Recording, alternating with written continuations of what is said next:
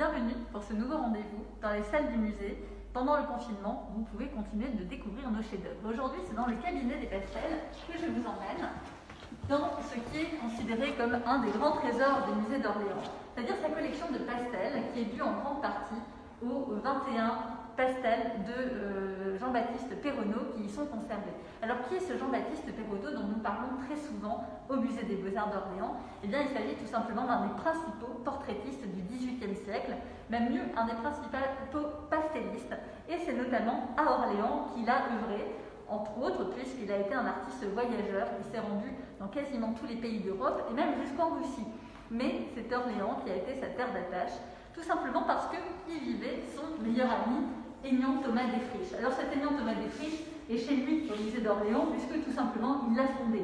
Il l'a fondé à la fin de sa vie, en 1797, mais il a surtout, tout au long de sa vie, fait d'Orléans une ville d'art, en faisant venir tous ses amis artistes, évidemment Perronneau, mais aussi Cochin. Boucher faisait partie de ses proches. Il accueille tous les plus grands qui viennent lui rendre visite, Pigalle, et lors d'un de ses séjours, Perronneau va réaliser en 1751 ce qui reste une de ses œuvres les plus magistrales, c'est-à-dire le portrait d'Aignan Thomas Desfriches. Alors cette œuvre était restée dans le fond de la famille jusqu'à une date récente, jusqu'en 2016, où le musée a pu l'acquérir en vente publique, grâce à l'aide de l'État, grâce également au legs de Mademoiselle Guillot, qui avait souhaité que son appartement puisse être vendu à sa mort et serve à acquérir une œuvre importante, même essentielle pour les collections du musée. Ce fut chose faite grâce à une préemption qui a permis à ce pastel d'entrer dans les collections. Alors pourquoi est-il si exceptionnel? D'abord, un pastel est un objet fragile, conçu évidemment pour durer, mais il est toujours possible que la poudre puisse s'altérer, se décoller, que la poudre d'ailleurs perde sa couleur. C'est pour ça que dans cette pièce, régulièrement, la lumière s'éteint pour permettre aux pastels de ne pas s'affadir, de ne pas perdre leur fraîcheur.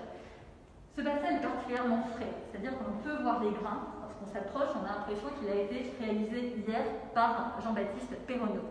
Et puis, il y représente son ami d'une manière totalement inattendue.